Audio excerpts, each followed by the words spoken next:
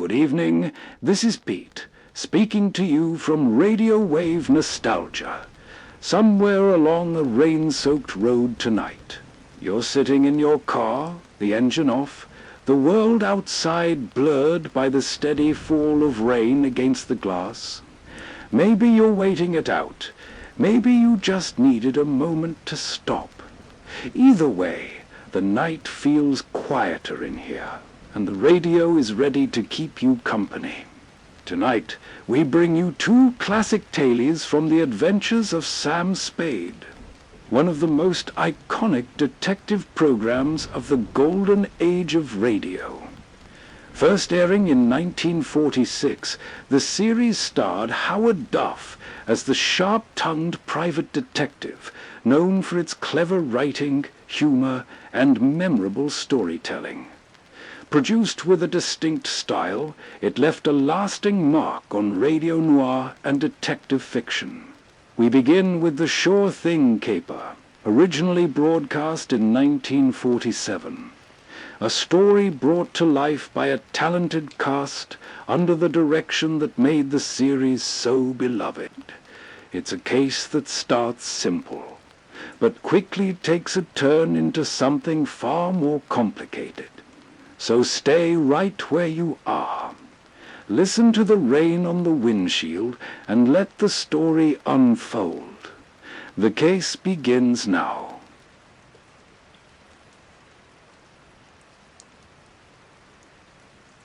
The National Broadcasting Company presents The Adventures of Sam Spade, Detective.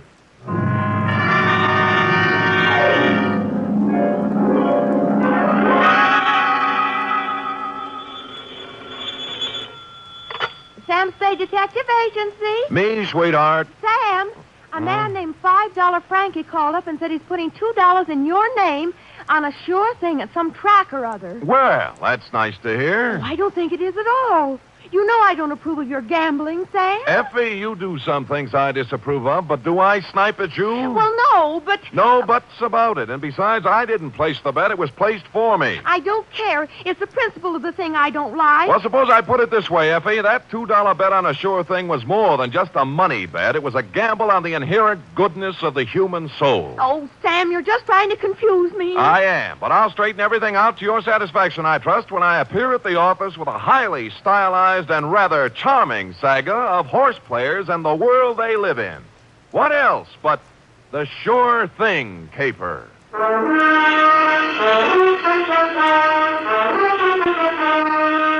NBC, William Spear, radio's outstanding producer, director of mystery and crime drama, brings you the greatest private detective of them all in The Adventures of Sam Spade.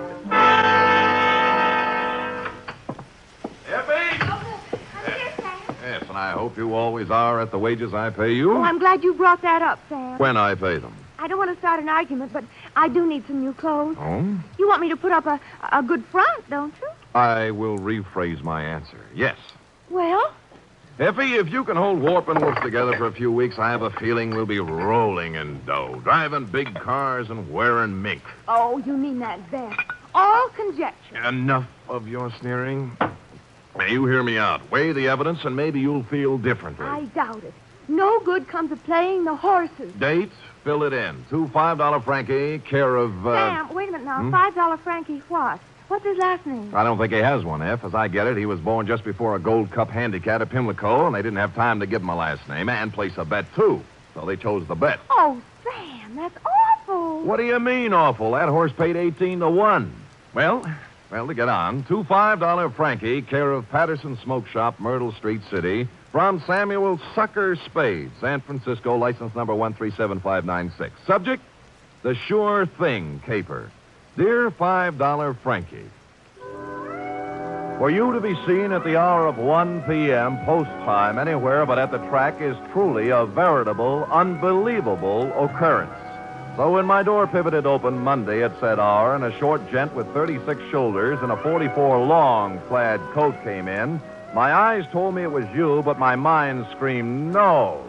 I checked your wide-brimmed pork pie, your zoot gabardine slacks, suede and alligator wingtip shoes, and it still repeated, you.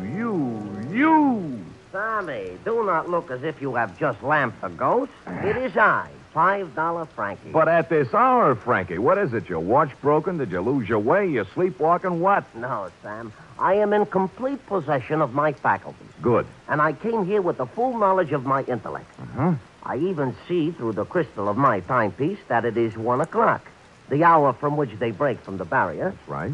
But I have not been drinking, and as for sleepwalking, that is strictly for gents with unhappy marital relationships. All right, Frankie, I'm forced to agree with you that you're standing in front of me instead of the $5 window. Now, what's the dope? Well, ordinarily, I do not resort to hiring a strong arm to consummate my business dealings. Naturally. There being a full supply of such muscles lying around the back room of Patterson's smoke shop. Loose?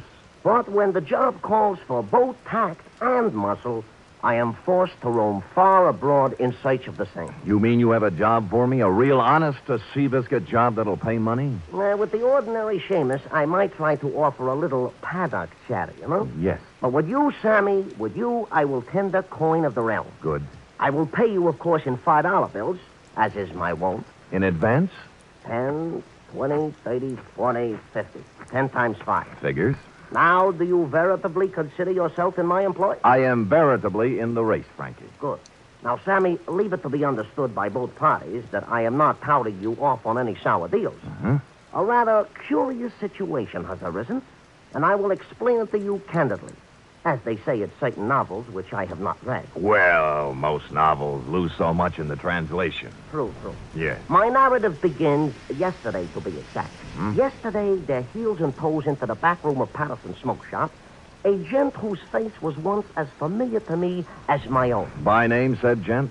They call him Gentle Joe Higgins. Gentle Joe. Yeah, a horse trainer by profession, which in our civilized society stands second only to jockeys in importance. Granted, no argument. Well, I say to Gentle Joe, it has been some time, Gentle Joe, since I see you around and about. And he says, I have gave up the old life for the new, as I no longer am welcome at the track since a certain embarrassing incident 5 years ago. What incident was that, Frankie? A horse doping job, the illegal type, Oh. which depresses me to relate, you know? So I will not. Ethics. Yeah. Yeah. Well, Gentle Joe looks a little worse for the wear, his clothing being literally shabby. Oh, I figure a touch, and I am preparing a story that will wring tears from a tax collector even. But... What? Gentle Joe does not mention the word touch. Uh-huh. Oh. Instead, he announces he has a sure thing.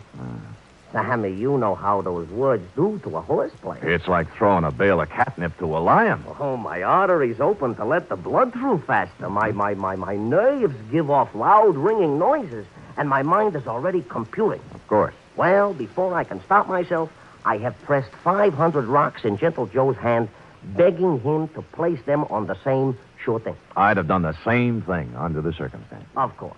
But Gentle Joe says it will take at least 1,500 rocks to pull off the deal. Oh. He further advises me that the horse in question is due to return 20 rocks to 1. So you gave him the other 1,000? Well, not having it in my genes at the time, I cut 2 other business and professional friends in on the gravy. Dinosaur Torelli and Bones Moulton, 5 bills apiece. And then? Gentle Joe rushes out of Patterson's and... Has never been heard from again. A sad tale. You think he just stole the money? And Gentle Joe Higgins is a horse player, not a common sneak thief. I'm sorry. But did he leave town? He did not. On the advice of certain informers, I tracked this Gentle Joe to a ramble-shackle rooming house on Clark Street. 241 to be exact. And? And there the trail gets very cold indeed. He's made his move, huh? No. But he has a landlady who would not let me in. Complicated. Oh, she is a frightening person to behold. She is indeed half wildcat and half witch. I'll deal with her. Good. And tell Gentle Joe that I am not an overly suspicious person, but also relate to him my position. Dinosaur Torelli and Bones Moulton are 2 such gents as it is wise not to cross. Rough. Back fence gossip has it they are the Undertaker's best friends. Well. Indeed, it is also rumored they are behind their quota for the month. Well, and Sam. Yeah? At Bay Meadows. Yeah? A bad card. Nothing going today. Oh. In preparation for my meeting with this redoubtable landlady, I ran through my repertoire of low, mean faces in front of the mirror, leaving smoking holes in the glass. And then I stamped out, heading for the rooming house on Clark Street, 241 to be exact. My knock was answered by, well, it was even worse than you told me. She was gumming a sen. What are you standing there for? You're shaking my geraniums. Oh, no. Well, sir? Speak up, Curly. I ain't got all day. Madam, perchance do you house in this quaint colonial inn a fine old gentleman called Gentle Joe Higgins? You the Lord? No, I'm in business for myself. You see this? Oh, one thing I hate worse than the law is private detectives. Can't trust them. No, cheap, never have any money. Look. Never want to pay anything. Look. Always want something for nothing. A surly, no good lot of pocket pickers who should all be boiled in oil and thrown in the pits full of snarling. One beasts moment, of prey. madam. Madam, look at this. Oh, Yeah. well. That's the kind of crinkling I like to hear. I thought you would. Wouldn't mind having a mattress stuffed full of that green paper. It is a pleasure, distinctly, to be able to present it to such a charming, witty, and gay woman, I guess, as yourself. Now, Come in, Bright Eyes. Yes. Now, where did you say Gentle Joe could be located? Second door to the left. Thank you kindly. Only he ain't in. Gone up somewhere, he has. Your timing, madam, and I should add Defarge, was a little sadistic. Now, give me my $5 back. You ain't heard my proposition yet. I've heard enough. Madam, you have acted in a very hateful manner. Another $5, I'll let you wait in his room. Madam, you are a Dresden doll, no matter what anybody says. Can the tatter wave you lost and let's go. Let's have a ball. Once in Gentle Joe's room, I closed the door, thus separating myself from that Skid Row bankhead. While I was waiting, I cased the room. Spartan. A bed, a chair, a dresser, a racing form, some worn clothes, various mementos, and pictures of his better days at the track. I was studying an old print of Equipoise when Gentle Joe turned up. Yes, she was a great stretch runner, wasn't she? Yes, indeed. A mile and 141 and fifth, and hardly damp at the end. Well, yes. Now, don't yes. look upset, Mr. Spade. Fanny told me that you were a detective waiting for her. Oh, she's a swell kid. Yeah, Fanny's impetuous, but a good sort, yeah. Keeps the right people out and lets the wrong ones in. A fine judge of character. No, you're generous, sir. I'm about to have a cup of tea. Will you join me? Be delighted. I'll just take the water out of the tap. It's hot enough. Well, Gentle Joe, I'm here on a rather painful mission. How in goes the tea? $5 Frankie thinks you caged him out of $1,500. And now for the water. And two tough friends of his are looking for your scalp. Yeah, there we are. Now we'll just let that steep a while, and we'll have us a pickup. Did you hear anything I said? Well, of course, Mr. Spade, of course. Every word. I know why you're here. Those men are worried about their money. But next time you see them, you tell them not to worry. Well, they said this sure thing of yours was going to return 20 to 1 odds. That's a lot of money. Oh, it will. All of that. Maybe even many times more. Yes, it's a sure thing. You mean the race hasn't been run off yet? Yeah, there we are now. I think the tea should be ready. Well. Mm-hmm. Coming. Now, this is yours. Thank you. And this is mine. A Darjeeling flowering pico. There's no finer tea. Has an almond flavor. Yes, it's peculiar to the region, especially pronounced in last year's crop. Yeah. Well, shall we get back to business? Yes, now you tell those gentlemen that they have no need to fret about their money. It'll be returned to them many times over. Many times over. Well, are you feeling all right, Mr. Spade? Groggy, They'll look back on this investment with considerable pleasure and pride. I don't know what And happened. someday they'll be able to say that they, too... Stupid Sam. Nobody had to give me a saliva test to guess what happened. That nice, sweet, gentle old man had doped me right up to the ears. I tried to stand up, and my legs were like 2 wet pieces of spaghetti, and I went down. Gentle Joe went right on talking and smiling until everything was nothing. When I came to, Joe was gone, and so was my faith in horse people. Fanny had made herself scarce, too, and I stumbled alone out into the daylight for resuscitation. It took walking, coffee, whiskey, and a bowl of raspberries to bring me around. I eventually found a safe haven in my own office. Sam Spade Detective Agency, Mr. Hangover.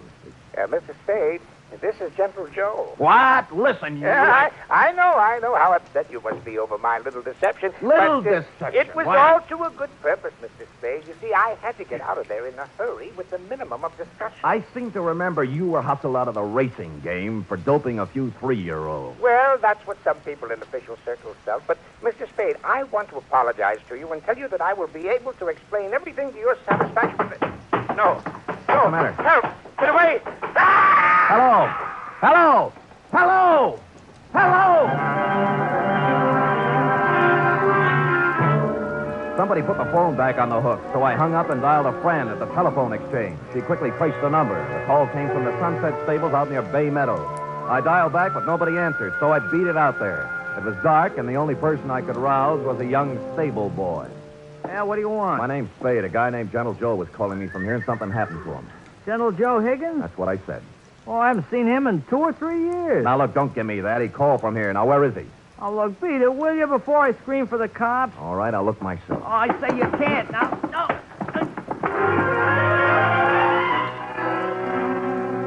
But I did. There were 2 phones inside the stable, both hanging on posts. The second one had the number the phone company had given me, and although someone had tried to cover it up with sawdust, on the floor, under the phone, were 3 tea bags, and somebody had done a lot of bleeding. Looked like Gentle Joe's parlay had run out.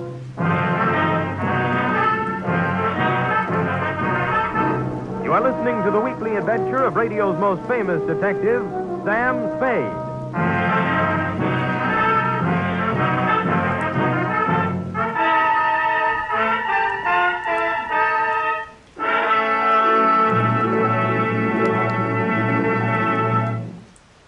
The rain on the windshield keeps a steady rhythm, like it's quietly following every turn the story decides to take. Sitting here in the dark, the voice from the radio feels closer than anything else in the world tonight.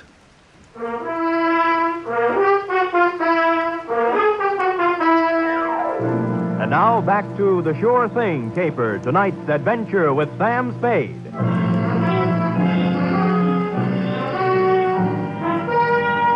I collared the stable boy and questioned him about the blood under the phone and about what could have happened to Gentle Joe Higgins. Nothing.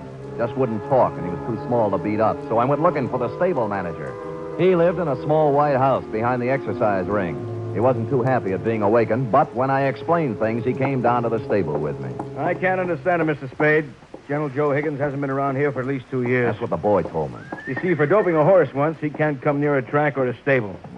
If we let him hang around here, the racing commission would fine us. Well, he called from here, and something happened to him. The number the phone company gave me matches up with one of your phones. There was a lot of blood on the floor, too. Well, here we are. Now, which phone was it? That one. All right, let's look at it. This is the phone, and here's a... Wait a minute. Come in here, you. Let go of me, you Here. Let go. Now, tell Mr. Kemp here what was on the floor when I came in. Nothing. Nothing but sawdust. I tell you there was blood there. No, honest, nothing. Mr. Spade, this boy's been with me for 5 years. He's perfectly reliable. Well, so am I. Well, what do you think happened? I think somebody used this old man for a punching bag. Maybe you'd better go home and sleep on it, Mr. Spade. We'll talk about it tomorrow. But don't humor me. Make this kid talk. Mr. Kemp, this guy's tappy. Danny, are you certain there was no blood or no Gentle Joe? Mr. Kemp, I'd swear on my father's grave if necessary. You see, Mr. Spade?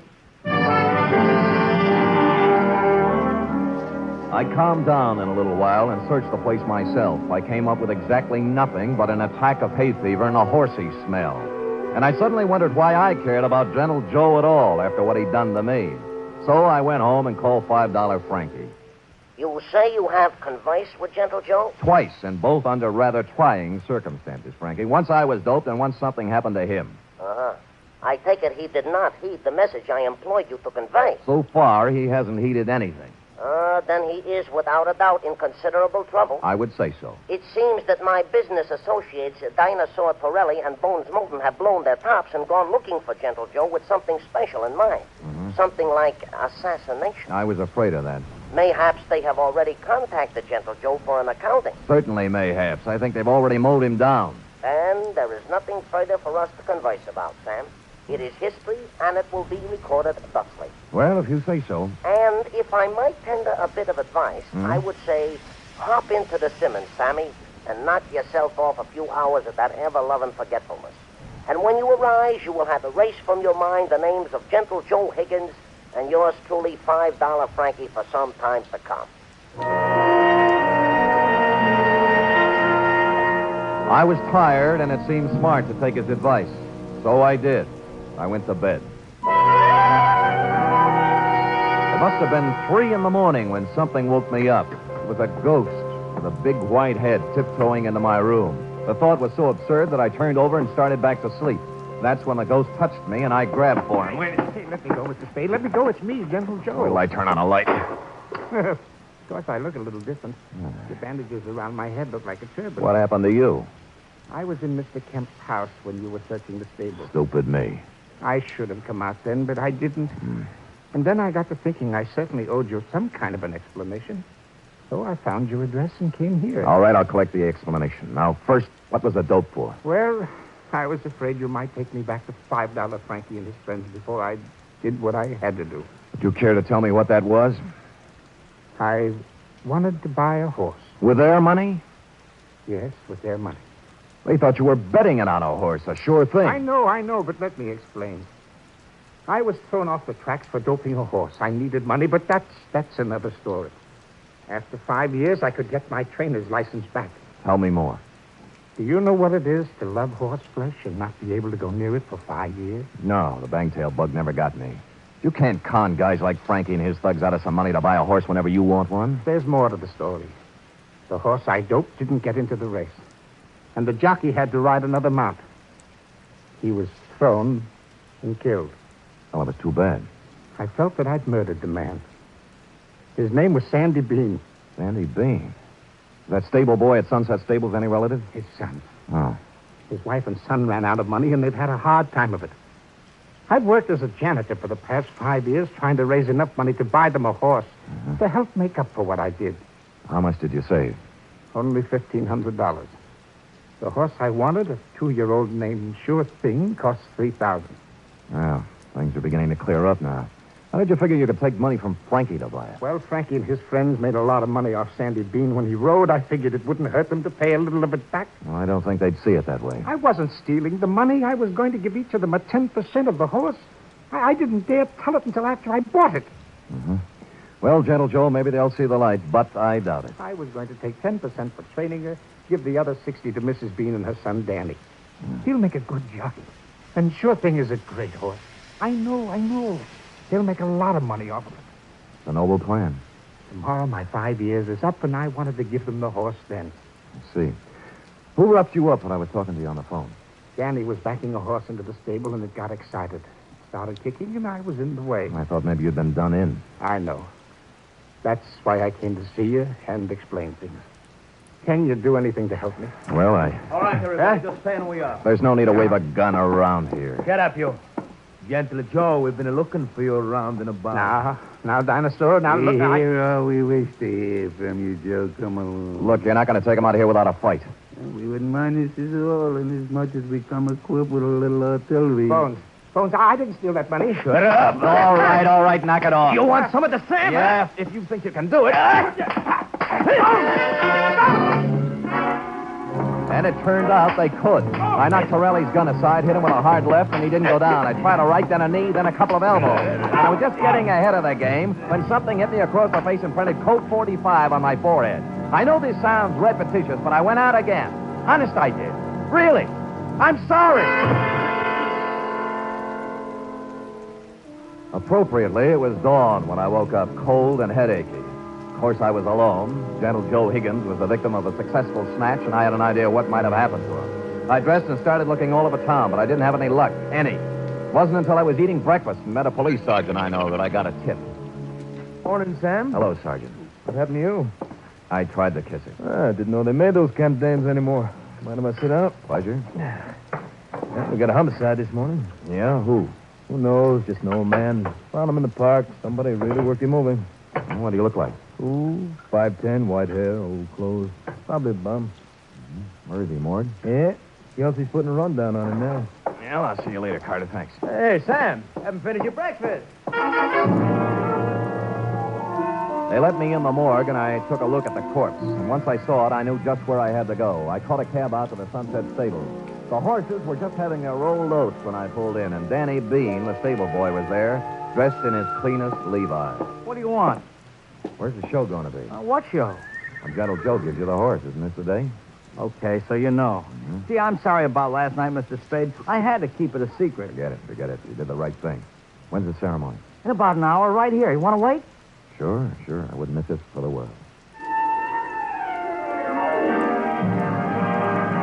Of course, I cheated a little. I didn't tell you who it was I saw in the morgue. The truth was I didn't know. It wasn't Gentle Joe Higgins, though, and so I reasoned thusly if Torelli and Moulton didn't finish him off in the night, he must have gotten out of it somehow. He was a resourceful old man, and I was sure nothing short of death would keep him from presenting Denny with a horse on the day he planned. And I was right. An hour later, he came walking in leading the prettiest chestnut mare I'd ever seen. And with a smile 2 feet wide on his face. And behind him, carrying blankets, the saddle, and riding colors, were who else? $5 Frankie, Dinosaur Torelli, and Bones Moulton. Well, Mr. Spade, this is a surprise. That was a pleasant one. Yeah, this is sure thing. Oh, isn't she a beauty? She is indeed. How'd you do it, Gentle Joe? Well, Mr. Spade, I just invited them over to my place to have a cup of tea. You get it? Yeah. While we was half out, they explained the whole thing to us. Sound like a good deal to me. We can win both ways on the track and at the window. Oh, look at the life of that horse. Just waiting to cross the finish line. Sally boy, this is indeed a signal occasion, huh? This is the first time I have ever been this close to a horse, and me being a horse player. Well, have you talked to her yet? Why, sure, I am already talking to Sure Thing and explained to her our financial position. Oh. She has assured me she will romp home first more times than not. Well, gentlemen, shall we do what we came here to do? Sure, leave us make the presentation. Come on, let's get into business. Give the animal to the kid already, I agree. Danny? Yes, Mr. Higgins? Danny, the four of us are giving you this horse, Sure Thing, in memory of your father, the late, great Sandy B. Thank you. Thank you, sir. She's a beauty, isn't she? I feel like I was just born. Ride her well, son. Ride her well.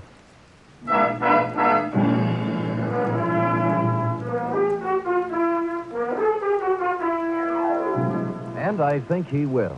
Period. End of report. Oh, Sam,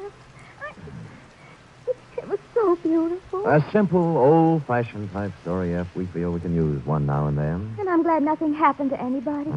Because I just loved them all. Everything considered, F, they weren't half bad. Now, how about typing it up? Oh, I'd love to.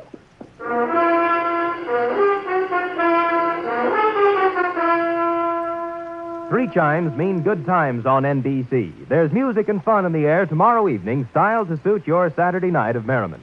Dennis Day brings you songs and comedy in his charming boyish manner, and then Judy Canova gets together with her frolicsome friends for Mountain Melody and Mayhem, followed by Grand Ole Opry with singing MC Red Foley and his gang. It's a Saturday night of fun designed for you.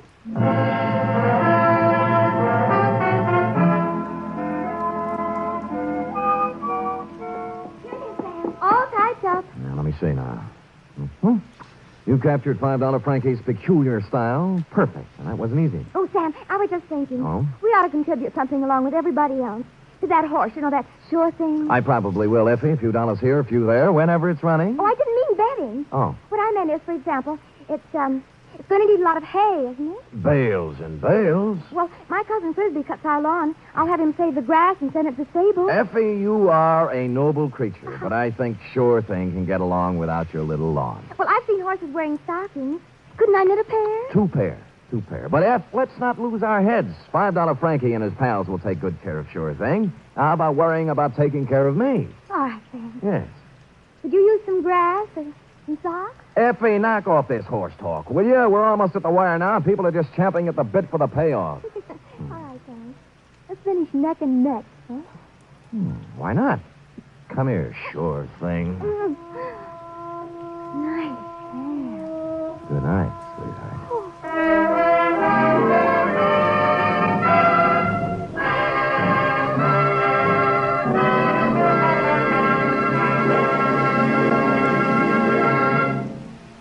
The Adventures of Sam Spade are produced, edited, and directed by William Spear. Sam Spade was played by Stephen Dunn. Lorene Tuttle as Effie. Wally Mayer was Gentle Joe. Script for tonight's adventure by John Michael Hayes. Musical scoring by Lud Gluskin, conducted by Robert Armbruster. And that was the Sure Thing caper, a case that seemed simple at first, but slowly unraveled into something far more tangled than expected. The kind of story that keeps you listening, right up to the last moment. I hope you're staying dry out there, with the rain still falling beyond the windshield. But don't start the engine just yet, because there's another case waiting. Up next, the Quarter Eagle Caper. Stay right where you are. The story continues now. The Adventures of Sam Spade, Detective.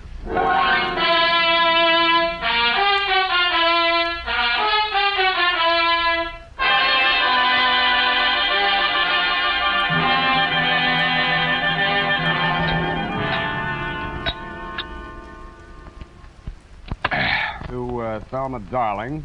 Last name, Sam? Roger. Thelma Roger. Darling! I only asked, Sam. Let's get on with it. Yes, Sam, I'm sorry. From Samuel Spade, license number 1375596. Subject? Subject, the Quarter Eagle Caper. Dear Thelma Darling. Sam, Yes, Eph? isn't that redundant? Again? The salutation, Sam.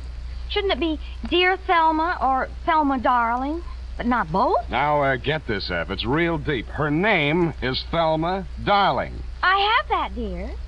Thelma Roger. Darling, it's a name. Her father was a darling before her. Oh, really, Sam? Can't you take a joke?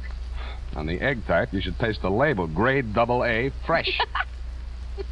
Dear Thelma Darling. I'm stubborn.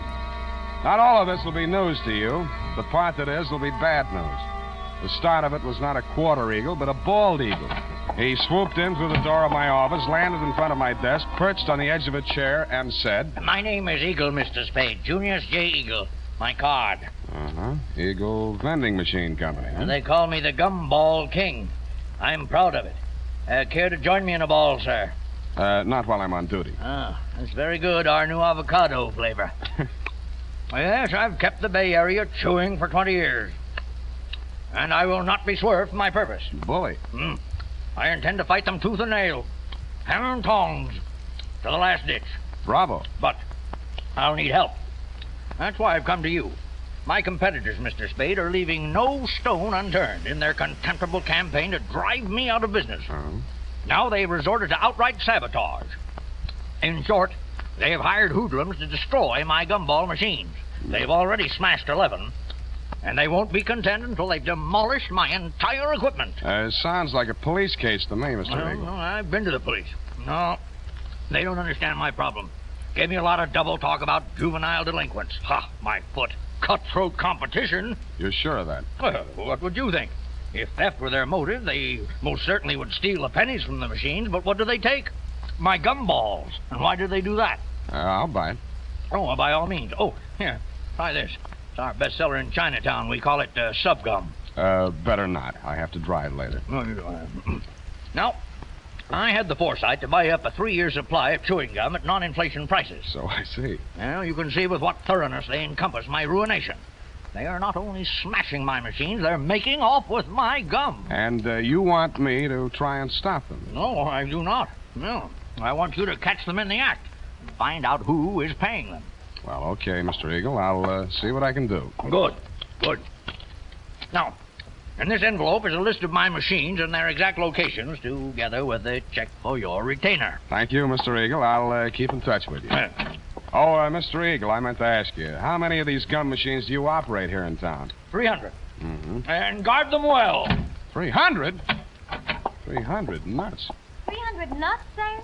No, 300 gums. Gumball machines. Sam, isn't it wonderful you took this job? I mean, because of my penny card. I'm sorry if I wasn't listening. My penny card, Sam. My new one, that is. I've already completed my Lincoln series, and now I'm collecting Indian heads. Scalps? No, Sam, pennies. You see, this is the card. And these little slots you see right there, that's where you put the pennies. And they're classified according to the date and the mint where they're manufactured. Now, you see, Sam, see where the little S is on these? Now, that's for the San Francisco mint. And the D, that's for Denver. Figures. And the ones with nothing, that's for Washington, D.C. Yeah, well, it's a very nice hobby. Pardon me. 300 gumball machines. You see, that's what I had in mind, Sam. All those pennies. Indian head pennies are scarce, Sam. You have to go through a lot of pennies to find even one. Honestly, sometimes when I go past one of those penny machines, that's all I can do. Oh. F, this is all right between you and me, but don't ever mention your hobby to Mr. Eagle. No, I won't.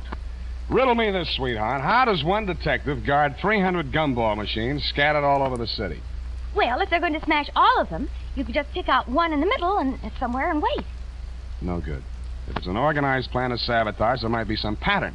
You seem to have given us some thought, though, Effie. How would you pick them? In the busy places where they'd have more pennies. But they're not after the pennies. They take the gum. Well, then maybe the quiet sections where they don't sell much gum. Well, they've knocked over 11 so far, here, there, and everywhere. Busy spots, dead spots. No pattern at all. You know, Effie, maybe I've bitten off more than I can chew.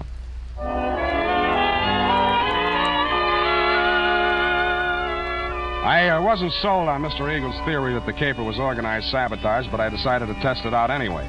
I learned the operation did follow a pattern, unless it was coincidence that the 11 machines knocked over the previous night were the same 11 machines that had been refilled that afternoon. I checked with the Eagle Company's maintenance man and learned that only 5 had been refilled today. I picked the one that looked like the easiest to knock over. It was the one in the doorway of a darkened loft building near the Siemens Hiring Hall on Drum Street.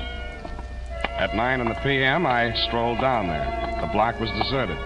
I took a plant in the adjacent doorway and talked to myself until just before midnight. Then I shut up. My heart skipped a beat as she passed under the light. Red hair. My secretary? Then I noticed how she was dressed. Not on the salary I pay her. She paused before the gum machine, opened a large handbag, stripped off her long black gloves, dropped them in her purse, and took out a small Boy Scout-type hatchet.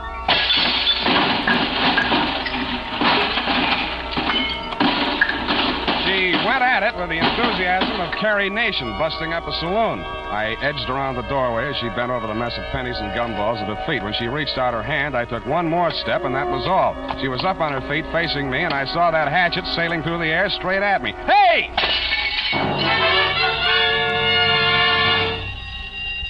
Now see what you've done. Yeah, I'm sorry. I won't let it happen again, I hope. Well, don't just stand there. Let's get out of here. That noise, it'll bring the police down on us. Yeah, you're right. No, not that way. The alley. And that's how I met you, Thelma, darling. Pausing only to pick up an Indian head penny for luck, I escorted you through the alley to Washington, up Washington to Salon, jogged through Front Street, and followed that to Market, where we entered the Happy Hour Bar and Grill by way of the kitchen. You proceeded unfalteringly to the darkest booth. We sat down and caught our breath. You ordered a pirate's dream. By the way, I did get that recipe. Lime juice, grenadine, passion fruit, a sprig of mint, and 6 jiggers of rum. After 2 swallows, I heard myself saying, now aren't you ashamed of yourself? But, Sam, why should I be? After what I've been through, I think I deserve a drink. I didn't mean that. I meant throwing that hatchet at me. I thought you were Merle. Who's Merle? Why, he works for Mr. Chislehurst. Yeah, that figures. Now tell me who Mr. Chislehurst is. Not who he works for, just who he is. He was acting as my agent for the sale of the pearl. Well, Natch. Look, please, don't make me say what pearl. It's called the Black Pearl of Galila Bay. My brother brought it back from the South Pacific when he was in the war. Oh, yes. When he went to prison, he gave it to me to keep for him. So you decided to sell it? I had no choice. I needed the money desperately to finance his appeal. It comes up next week. Mm-hmm. If I don't get that pearl back, I don't know what I'll do. You've got to help me. What makes you think it's in a gumball machine? Mr. Chislehurst took the pearl to show to a man named Junius Eagle, and that's when it disappeared. Mr. Eagle decided not to buy. And when Mr. Chislehurst returned to the hotel... Eagle had found the pearl and substituted a ball of blackjack gum. Then what? Mr. Chislehurst had Merle follow him. Nothing happened the first 2 days. But day before yesterday, he followed him to his warehouse and saw him drop a single ball of gum into a barrel of them that was waiting to be loaded onto a truck. The pearl must have been hidden in it. Why else would he do a thing like that? Uh-huh. He would put a valuable pearl in a machine where anybody could buy it for a penny. I suppose it'd be safe for a few days. I don't know how these machines work. Well, now you know why I had to break those machines. Nuh-uh. You don't believe me? Mm-mm. Well, what are you going to do? Check the psycho wards and find out which one you escaped from.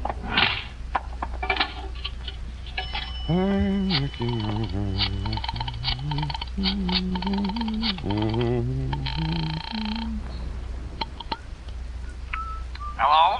Mr. Eagle? Speaking. Spade. Oh, yeah, I just got in. I've been out making my monthly collection. Mm-hmm. Hey, I want to talk to you. You're falling down on my job. Another of my machines. Yeah, I know. Drum Street. I nailed the hoodlum. Ah. Who's he working for? Let me ask you one. Did a man named Chiselhurst ever try to sell you a black pearl? Hello, you still on the line? You stopped chewing. Yes. I think you better come over to my house.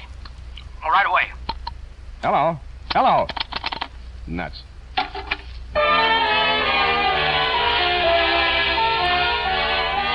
When I came out of the phone booth, I wasn't surprised to find that you had flown the coop, darling, if I may call you by your last name. But I was surprised at what I found at my client's house.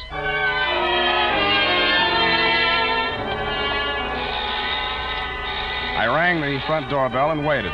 Nothing happened. Then, through the glass door, I saw a man rush out on the landing at the top of the stairs. He half ran, half stumbled down the long flight to the entrance hall, yanked open the door, and tried to shove past me. I grabbed him. Get out of my way. Wait a minute. Let go. I gotta get a doctor. You're bleeding. No, not me. I've got to get a doctor. Why don't you phone? They ripped the wires out. Now let go, or it'll be your fault if he dies. I memorized his mug, lifted his wallet as we unclinched, and let him go. On the way upstairs, I checked his ID cards. Higgins, Morris L., employer, Eagle Vending Machine Company, occupation, maintenance supervisor. On the floor of a room at the top of the stairs was quite a sight. The floor of the room was covered almost completely with pennies. In the middle of it, sprawled forward like a miser who had been attacked while counting his hoard, was Junius J. Eagle. The wound in the back of his neck could have been caused by a small hatchet.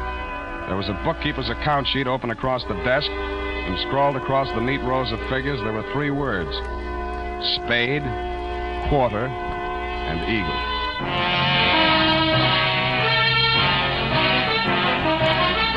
The United States Armed Forces Radio Service is presenting the weekly adventure of Dashiell Hammett's famous private detective, Sam Spade.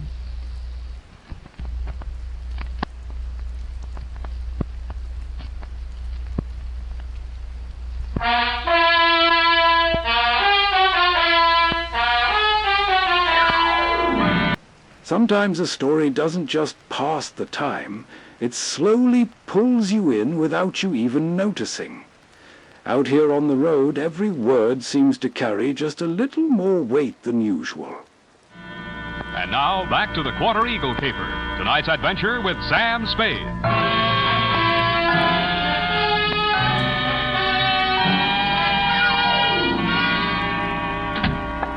That you, Higgins? Yeah. Save yourself the trip upstairs. There's nothing you can do for him. Oh, dead, huh? Yeah. Well, I guess he won't need that doctor I called. We can use one anyway. Did you tell the doc Eagle had been stabbed? Yeah, sure I did. Yeah, well, that means the law will come with him or ahead of him. But I don't get it. He must have been killed for the money, but why didn't they take the pennies? They should have. It'd look better for you if they had. You're that detective-y hard, huh? That's right. Now, look, Higgins, we haven't got much time. If you want to find out who killed your boss, spill everything you know to me now, before the cops get here. Because they're going to hold you, and they'll hold me, too, if they find me here. But I don't know a thing, Spade. I just found him like that. How did you get in the house? I have a key. He gave me one, so when I came here to pick up the pennies, he wouldn't have to come all the way down to let me in. For now, tell the cops the door was open. Did he always collect the pennies from the machines himself? Yeah. He was a coin collector as a hobby. He liked to go through them and save out the odd ones. You always pick up the money at 1 in the a.m.? Oh, no. No, he called me tonight a little past midnight, and he asked me to come right over. Hey, look, you got to believe that. I do. He said the same thing to me. What do you know about a man named Chiselhurst? Chiselhurst? Hey, wait a minute. That's the name of the guy that ran into my truck yesterday coming down the California incline near Grant. He slammed right into the rear of my truck. I tangled with his chauffeur, some punk kid. Named Merle? Yes, that's what they called him. And there was a dame in the car, too, a redhead. Any report on the accident? No, the cop took it down on the beat there. There wasn't no damage. Sounds like we haven't got much more time here. Oh. What exactly happened the night the first gum machine on your route was smashed up? Come on. Well, first off, I went to a bowling alley on Turk Street and removed our machine there. It was discontinued. Wait a minute. Where did you take it? Back to the shop? Oh, wait a second. I got it here in my book. Come on. All right, I'm hurrying. Here it is, 11864. Mm-hmm. No, I exchanged it for an out of order down on Drum Street. Did you leave the pennies in it? Oh, sure. They only get collected once a month. How much gum was in it? About half full. I didn't refill it until today. Yeah. What's your system on the refill operation? Well, I carry about 4 extra machines in the truck. When I go to fill a machine, I take one of the extras already filled out of the truck and trade for the empty. Yeah. Then I fill the empty one in the truck, and that saves me from carrying the bag around. Now, is there anything else I can tell you? Yeah. Huh? Does quarter eagle mean anything to you? No. Okay, now where's the back door?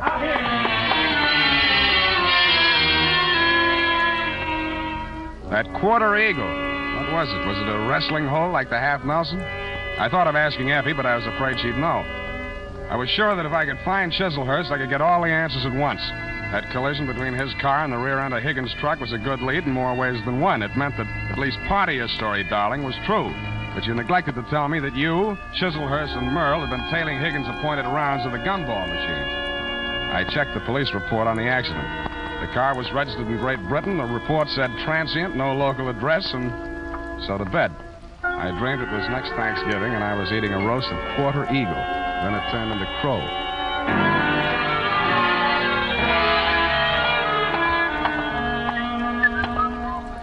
Good morning, sir.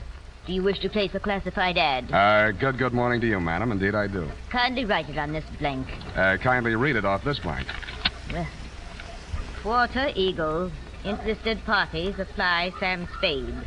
Sutter 37596. That's right. That's 9 words, sir. I'll have to charge you for 3 lines anyway. Is there anything you'd like to add? Yes, but it's not fit to print.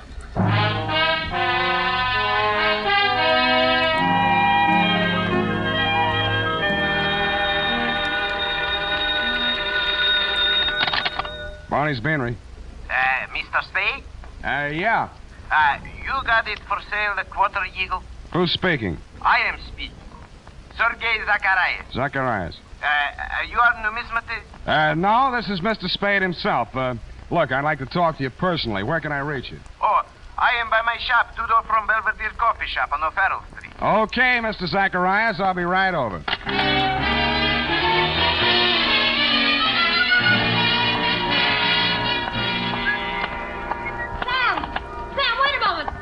Talk to you. Why didn't you do more talking last night? My client might be alive if you had. Oh, it's terrible. But how could I have known? You knew about the quarter eagle. Why did you spin that yarn about the pearl? How did you find out about it? Dead men sometimes do tell tales. Surely you don't think that I had anything to do with that? He was only hacked to death with a hatchet like the one you threw at me. That makes you look fine. All right, I killed him, if that'll make you listen to me. Sam, don't go into that shop. Please, it's a new trap. suit. You don't know that man Zacharias. He's the cause of all our troubles. You mean he sold you that hatchet? Sam, please! Quit clawing me. Let go. I won't allow you to go in there. I won't. Wait a minute. What's going on here? What's the occasion of the squabble? Oh, well, no, it's Mr. Spade. Yeah, Clancy, this dame here just tried to pick my pocket. Ah, pickpocket, is it? Glory be, and such a pretty one, too. Never mind that, Clancy. Just have it locked up. I'll be down later to prefer charges. There, come on.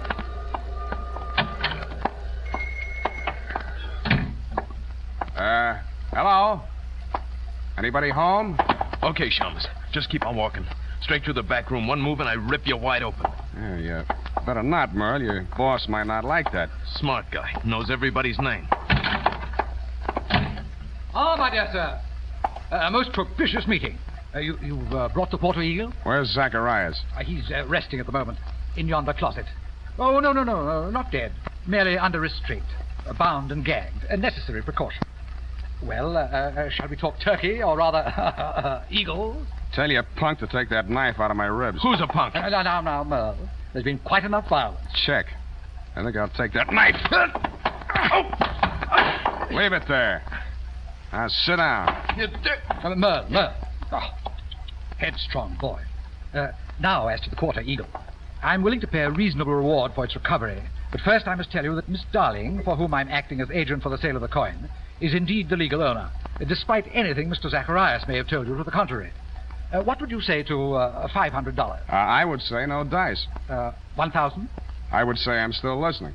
Sir, you seem to exaggerate the value of that tiny gold piece. It was worth one human life to somebody. That sounds like more than $1,000 to me. You may find the market valuation of that particular mintage of the Quarter Eagle in my coin catalog, $10,000. But, sir, that valuation is based upon the mistaken belief that there were only two in existence. It was while rummaging in her grandmother's attic that Miss Darling came upon a third. And when she brought it to me, I could scarcely credit it. It was matter of official record that two specimens had been stamped out when the die broke. And then it came to me. There must have been a third. Namely, the coin which was in that rude stamping press when the die broke. Closer examination of the Quarter Eagle, now in your possession, revealed certain markings. Yeah. Some defective feathers in the war bonnet on the obverse. And a cleavage in the numeral 4 of the date, 1841. Yeah, all right. So how much is it worth? Well, as I say, the price last paid was $10,000. I think we may safely assume it would bring several times that amount in today's market. But only, mind you, if but two specimens, not three, are in existence. So you decided it would be more profitable to clam up about it and see what the owners of the other two coins would pay to keep this one off the market. Precisely, sir. How did it get in that gum machine? Therein lies the tale. Keep it short, will you? I'm getting hungry. Well, sir, I brought the Quarter Eagle to Mr. Zacharias. Yeah. Who was acting as agent for the owner of the other two coins. An Australian sheep herder, I believe. Retired now. Yes, I'm glad. Well, not to put too fine a point on it, Mr. Zacharias' offer was so poor that I took umbrage. Oh, you didn't? I gave him a caning and left the premises. Really? But I'd gone no farther than half a league up Turk Street when I became aware that two ruffians were skulking at my heels. No.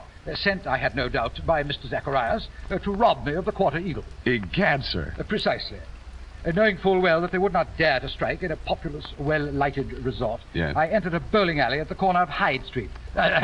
No pun intended. Thank you for that, sir. But there upon the wall, I spied a penny vending machine, and the word Eagle caught my eye.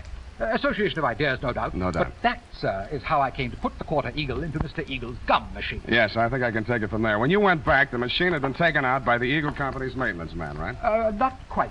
I caught him in the very act of removing the machine and followed him out of the building. Yeah, but then you lost track of the machine. I found out why. Never mind that now. What I want to know is who followed Mr. Eagle home the night he was killed? I'd rather not say. Then all bids are off. One moment, Mr. Spade. Yeah? Am I to infer that your price for the Quarter Eagle necessarily includes bringing the murderer to justice? Just that, Mr. Chislehurst. Well, I suppose there's nothing for it but to make the supreme sacrifice. Merle. Me? You double-crossing pig? Now, Merle, you know perfectly well you did away with poor Mr. Eagle. Shut up! I'll cut you to pieces. Gross insubordination. You deliberately exceeded your instructions. I wanted you to apply only sufficient violence to recover the coin. Instead, you seized the opportunity to satisfy your nauseating bloodlust. Really, Merle? Cut you to pieces. I'll cut you to pieces. Help me. All right, drop the shiv, Merle. Knocked up, you punk. Egad, that was a near thing, sir. The base ingratitude of that boy. Oh, well, what's done is done. When may I expect delivery of the Quarter Eagle?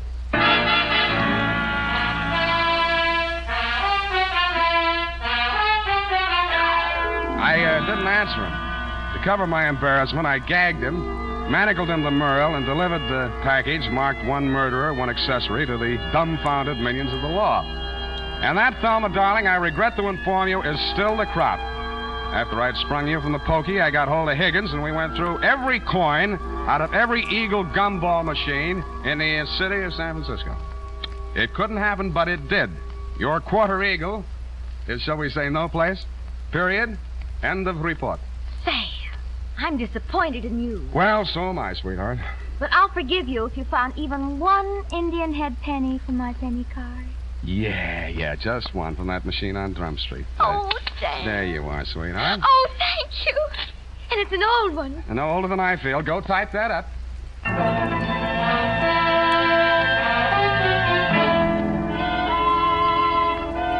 Sam, this money, it's counterfeit. Are you sure? It's joke money. It says $2.50. You see where it should say 1 cent? $2.50. Let me see that. $2.50. If an eagle is a $10 gold piece, what is a $2.50 gold piece? Oh, now, let me see. $5 would be half. Sam. Right. A quarter eagle. Yep, that's just dirt on it, see? It's gold, really. Oh, look at it shine. Like the stars in your eyes, sweetheart. Oh, you darling. Good night, Sam. Good night, sweetheart.